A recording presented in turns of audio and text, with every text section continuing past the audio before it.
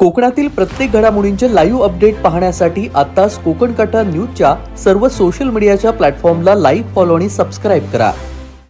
कोकणातील ग्रामीण जीवन अतिशय सुरेख पद्धतीने यूट्यूबच्या माध्यमातून जगांसमोर आणणाऱ्या रेड सॉइल स्टोरीज या चॅनलचे निर्माते शिरीष गवस वय 33 यांचा दुर्दैवी मृत्यू झाल्याची बातमी समोर येते.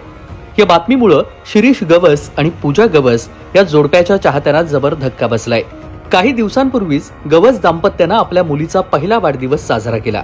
मुलीच्या वाढदिवसाचा व्हिडिओ रेड सॉइल स्टोरीज या यूट्यूबवर त्यांनी शेअर केला.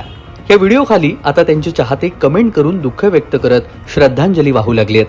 कोरोना काळात जेव्हा जग थांबलं तेव्हा मुंबईतील शिरीष गवस आणि त्यांची पत्नी पूजा गवस यांनी एक वेगळंच ध्येय उराशी बाळगलं. शिरीष IT क्षेत्रामध्ये काम करायचे तर पत्नी पूजा सिनेसृष्टीमध्ये काम करत होती. कोरोनामुळे ब्रेक लागल्यानंतर दोघांनीही सिंधुदुर्गातील आपल्या गावात जाण्याचा निर्णय घेतला. गावातील जीवनशैली, तिथली खाद्य संस्कृती, लोकांचे दैनंदिन जीवन, यामध्ये येणारे आव्हानं, गमती जमती या सर्व घटना गवस दाम्पत्याने यूट्यूबच्या माध्यमातून जगासमोर आणल्या. शिरीष गवस आणि पूजा गवस यांनी कोरोनानंतर यूट्यूबवर रेड सॉइल स्टोरीज हे चॅनल सुरू केलं. सध्या त्यांच्या चॅनलचे 4,27,000 सबस्क्रायबर आहेत. गवस जोडप्यानं आतापर्यंत ह्या चॅनलवर 161 व्हिडिओ अपलोड केलेले आहेत.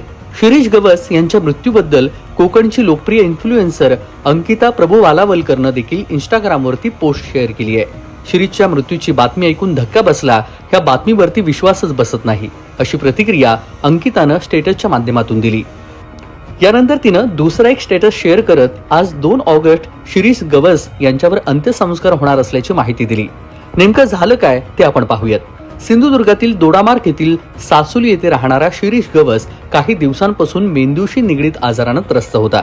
त्याच्यावर गोव्यातील एका रुग्णालयामध्ये उपचार सुरू होते अशी माहिती मिळतीये.